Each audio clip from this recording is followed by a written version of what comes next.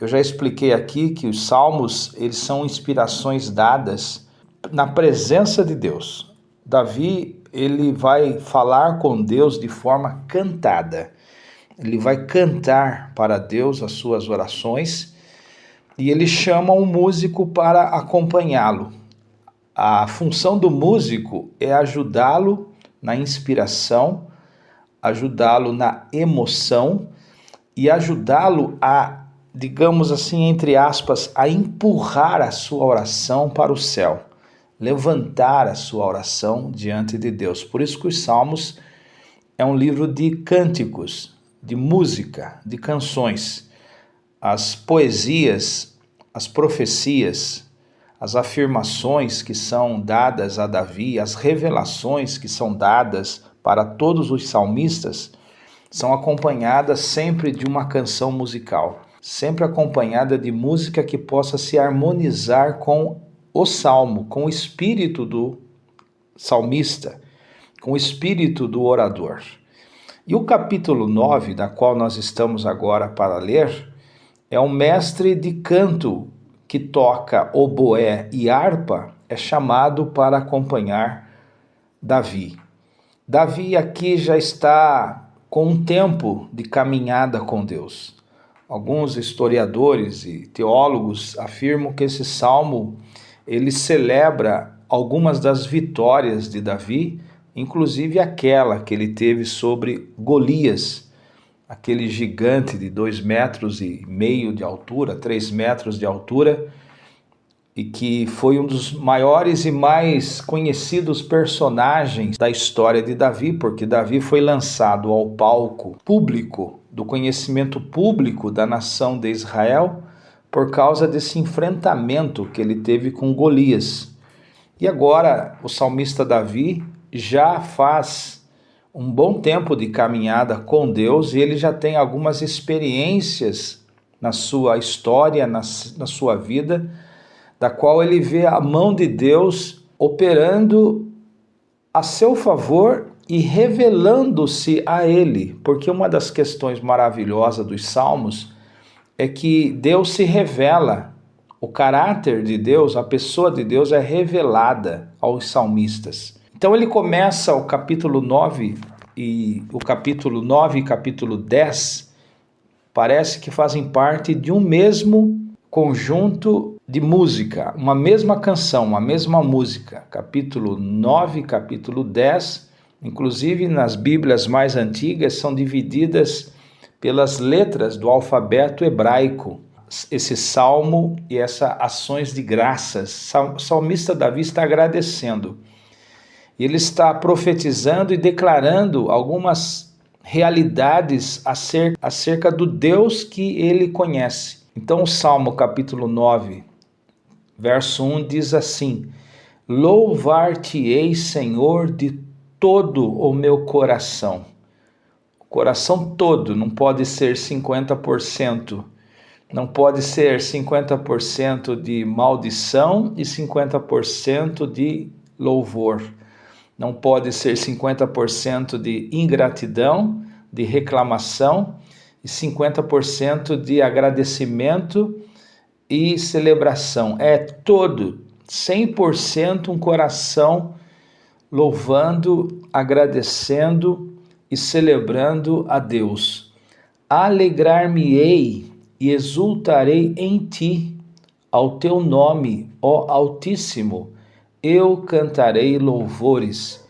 Percebe que a alegria, a exultação ao nome de Deus, os louvores fazem parte de uma vida, de uma pessoa que tem relacionamento com Deus?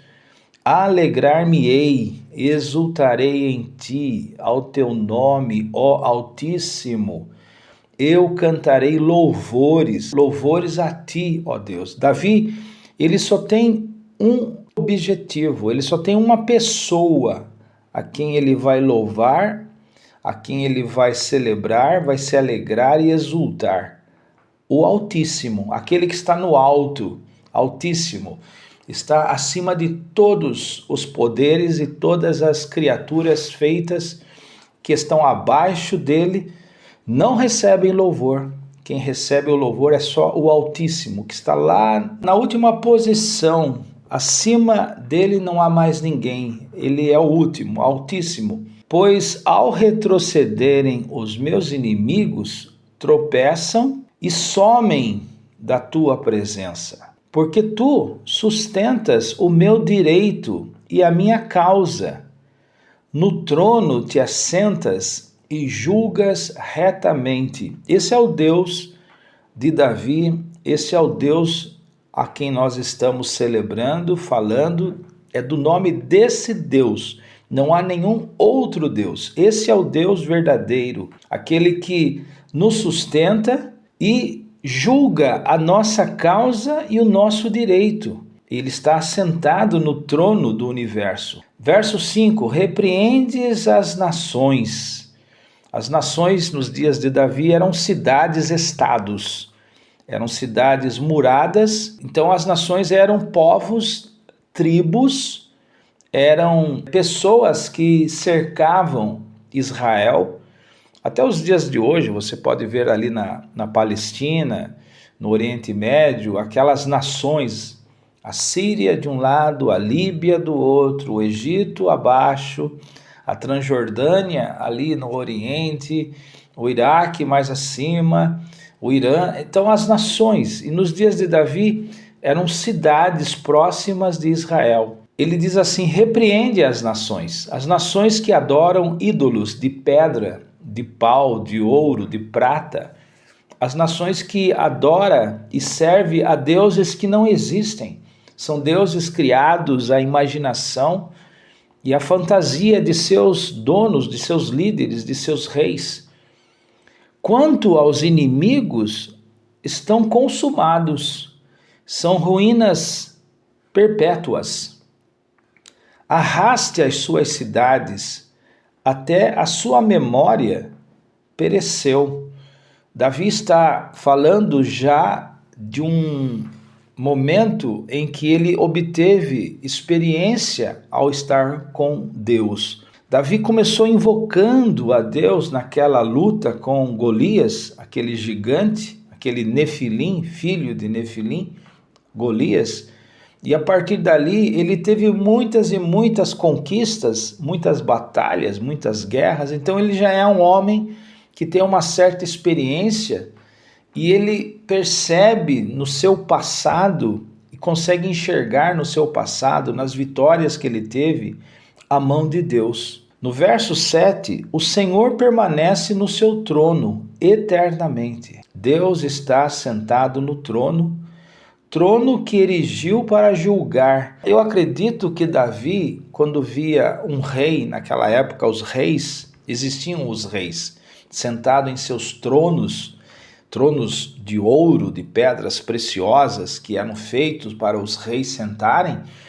Davi, ele conseguia ver naquela figura, naquela imagem, Deus sentado num trono também no céu. É uma figura, o que nós chamamos de antropomórfica ou antropomorfismo, é quando você compara Deus às situações de seres humanos. E Davi fazia isto. Na verdade, quando Davi sentou no trono, ele se viu como sendo uma representação, não que ele nunca, jamais, Davi jamais se achou e acreditou ser Deus, mas ele via assim como uma expressão física, visível, de como é o Deus eterno, como que é o Deus sentado no trono do céu. Aí ele fala assim: ele mesmo julga o mundo com justiça, administra os povos com retidão. Esse Deus a quem eu sirvo, eu quero ser igual a ele. Eu quero também julgar a minha nação, o meu povo com justiça e administrar o meu povo com retidão. O Senhor é também alto refúgio. Refúgio é um lugar de proteção, um lugar onde a pessoa ficava escondida. Nos dias de Davi existiam as cidades de refúgio, porque a lei de Moisés, a lei de Deus dada a Moisés, era uma lei severa. Então, se alguém ele era injustamente acusado de assassino, se ele era uma pessoa que não praticou o ato de assassinato, mas está sendo acusado de assassino, A sociedade da época de Davi podia pegar pedras e matar esse cara aí. Mas então o que ele fazia? Ele ia para uma das cidades de refúgio, onde ele tinha proteção ali. É como se fosse uma embaixada num país estranho. Ele entrava naquela cidade, ninguém podia tocar nele, porque aquilo ali era uma cidade de refúgio. E Deus tinha separado 6 cidades de refúgio dos lados opostos do Rio Jordão, que cortava ali o território de Israel. 2 no norte, uma de cada lado do rio, 2 no centro do país e 2 no sul. Então, o cidadão que era falsamente acusado, ele podia se refugiar nessas cidades. E Davi ele está falando que Deus era o seu alto refúgio, o seu lugar de proteção para o oprimido, verso 9. O Senhor é também alto refúgio, também se lembrando daquelas rochas, daquelas pedras onde eles subiam para poder se proteger de animais perigosos ou de inimigos. Ele é o meu alto refúgio. Em ti, pois, confiam os que conhecem o teu nome. É interessante isso, porque quanto mais você conhece a Deus, mais você confia nele. Você já percebeu que pessoas que têm tempo de caminhada com Deus dificilmente retrocedem? É lógico que existem uns idiotas aí, umas exceções, uns que ficam acreditando. Tem uns aí que nunca conheceram a Deus verdadeiramente, não conheceram a Jesus Cristo verdadeiramente, porque o único meio de você conhecer a Deus é por meio de Jesus Cristo, não por meio do intelecto, não por meio de livros, não por meio de teologia, não por meio da igreja, não por meio de funções eclesiásticas. Esses dias eu estava ouvindo um ateu que era pastor. Ele é um ex-pastor e ele se julga ateu, e lá no podcast dele na internet ele fica colocando dúvidas acerca de alguns pontos na Bíblia ou até mesmo na teologia, todas elas rebatíveis, facilmente rebatíveis.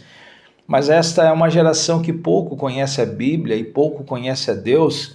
E pouco, não só conhecer a Bíblia, mas a Deus como nome, como alguém que você vai num culto, mas é uma geração que não tem um relacionamento com Deus.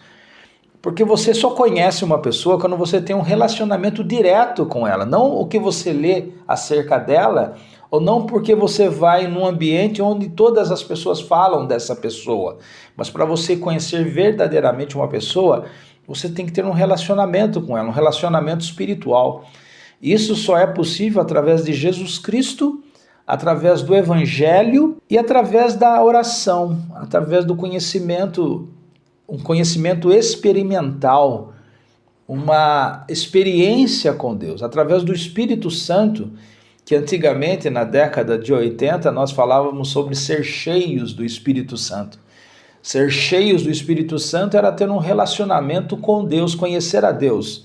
Não era algo que você buscava para demonstrar poder diante dos homens, para você se aparecer na igreja, você aparecer no status social da internet. Não, ser cheio do Espírito Santo era você ter um conhecimento, um relacionamento íntimo com Deus através da oração e do estudo do Evangelho e da vida de Jesus. Quem não tem esse caminho, ele acredita que ao estudar teologia, ou estudar a Bíblia, ou frequentar uma igreja, ele conhece a Deus, mas ele não conhece a Deus assim. Então Davi, ele está falando que quem conhece a Deus, quem está com Deus, conhece ele, sabe que pode conhecer o seu nome, porque tu, Senhor, não desamparas os que te buscam. Verso 10. Em ti, pois, confiam os que te conhecem, os que conhecem o teu nome, porque tu, Senhor, não desamparas os que te buscam. Cantai louvores ao Senhor que habita em Sião, proclamai entre os povos os seus feitos, pois aquele que requer o sangue lembra-se deles e não se esquece do clamor dos aflitos. Agora Davi começa a falar sobre juízo, sobre um Deus que é justiça. Aquele que requer o sangue, lembra-se deles. Ou seja, sangue derramado, sangue injustamente derramado, sangue do bandido, sangue do assassino, sangue do estuprador. O sujeito pratica essas maldades e Deus vai requerer o sangue dessas pessoas.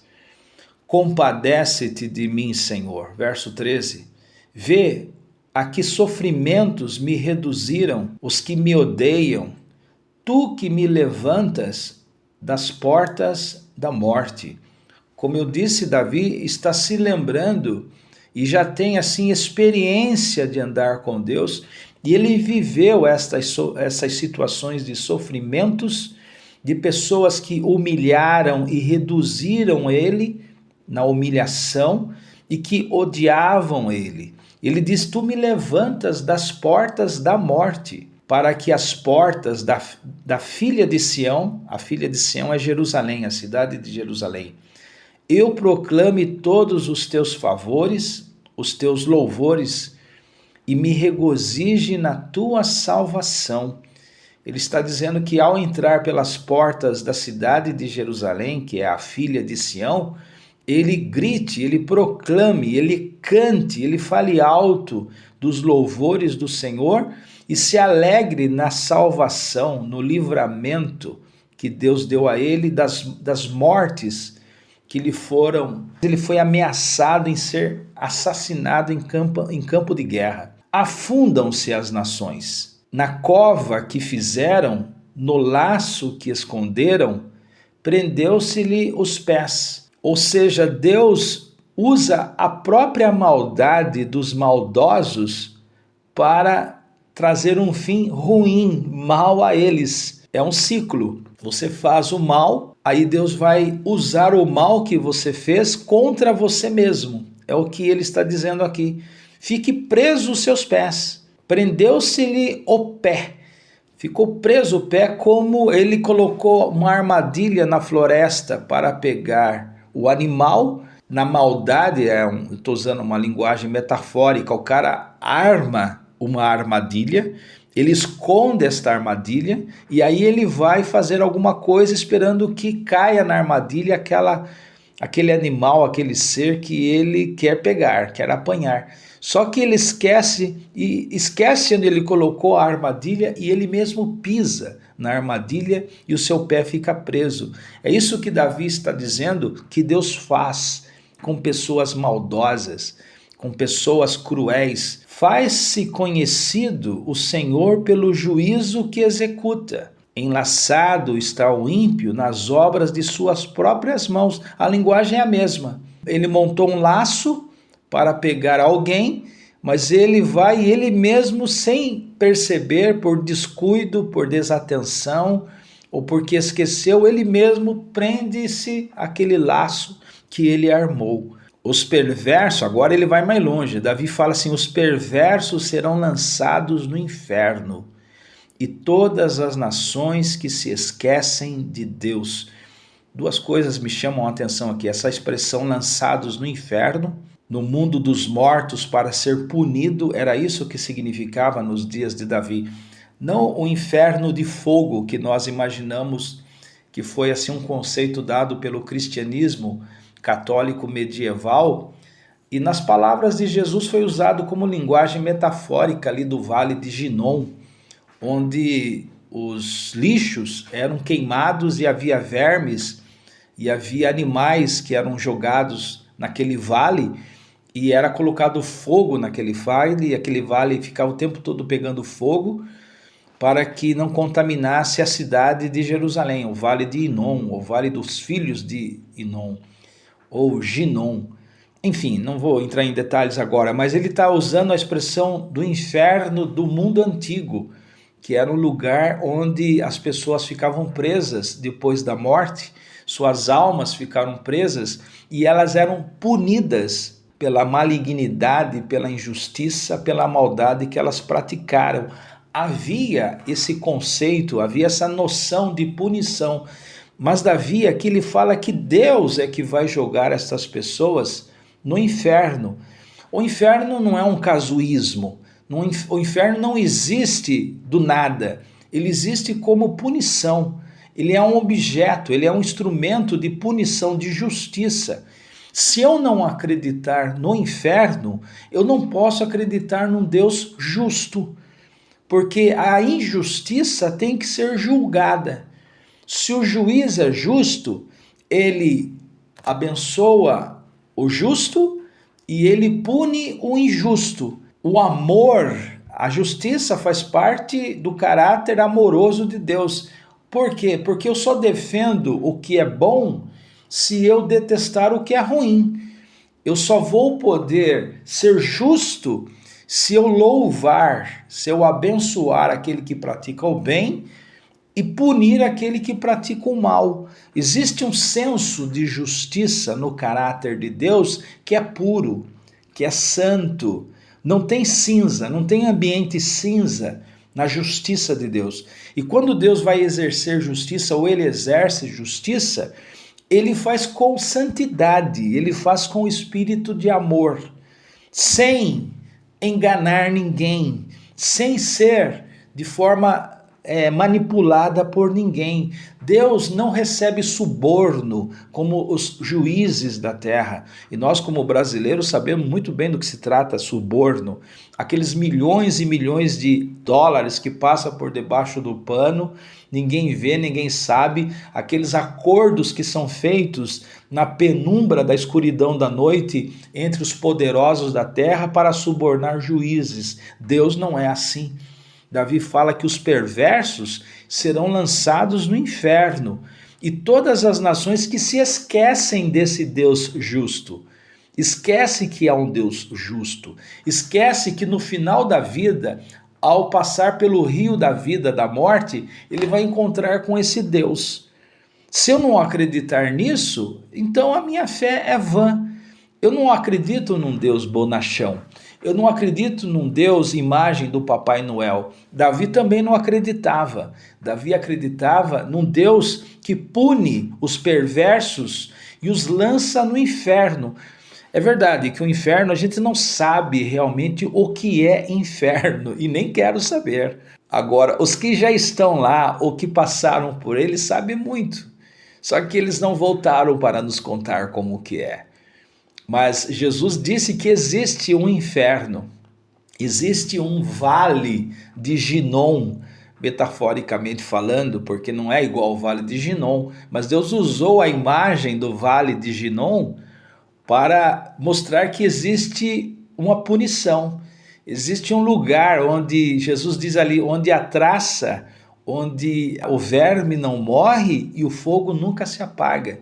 Agora, já no Novo Testamento, diz que o inferno foi feito para o diabo e seus anjos. Que Jesus fala lá em Mateus isso, o inferno foi feito para o diabo e seus anjos. O inferno não foi feito para o ser humano. Por isso que eu não acredito na eternidade do inferno. Eternidade no sentido de tempo linear. Eu não acredito nisso. Porque o inferno é uma dimensão. Assim como o céu é uma dimensão. Só que em relação ao céu, a Bíblia não fala só de céu como espaço e tempo. A Bíblia fala no céu como vida eterna, que já é vida de Deus. O chamado zoe no grego, não é só o bios no grego. Vida bios e vida zoe. É uma vida de qualidade, é uma vida de propósito, é uma vida de conteúdo divino. Por isso que o céu, embora seja demonstrado como um espaço-tempo, como uma dimensão na Bíblia, o inferno também é um espaço-tempo como dimensão, mas não como zoe, não como vida eterna. Consegue entender a diferença? O diabo estará no inferno eternamente, porque ele tem uma composição. Os anjos que acompanham Satanás têm uma composição diferente, uma criação diferente do homem. Por isso que o inferno, lá em Apocalipse, ele é jogado no lago de fogo. E ele é exterminado para sempre. Onde lá, no inferno de fogo, ou no juízo final, no lago de fogo, estará Satanás e o anticristo eternamente. Então, estas questões teológicas, que se a gente pensar de forma racional, a gente não consegue entender. Mas a Bíblia fala que existe uma punição. Os perversos serão lançados no inferno e todas as nações que se esquecem de Deus. Verso 17. Pois o necessitado não será esquecido para sempre. Enquanto no verso 17 diz que quem se esquece de Deus será jogado no inferno, no verso 18 fala que o necessitado não será esquecido para sempre, e a esperança dos aflitos não se há de frustrar eternamente. Levanta-te, Senhor, não prevaleça o homem mortal, não prevaleça, sejam as nações julgadas na tua presença. Infunde-lhes, Senhor, o medo, saibam as nações que não passam de mero mortais. Este é o Salmo de número 9. Que Deus abençoe a sua vida. Se você quiser estar conosco na igreja, eu sou aqui da Igreja do Caminho, na cidade de Itapetininga. E nossas reuniões acontecem às quartas e aos domingos. Você é o meu convidado. E se quiser mandar o seu pedido de oração, o telefone é 15 98135 5035. Você pode mandar pelo WhatsApp e nós estaremos colocando o teu nome em oração. Nós terminamos a leitura do Salmo 9 e eu espero você para a sequência no capítulo 10 do livro dos Salmos. Que Deus te abençoe. Tchau.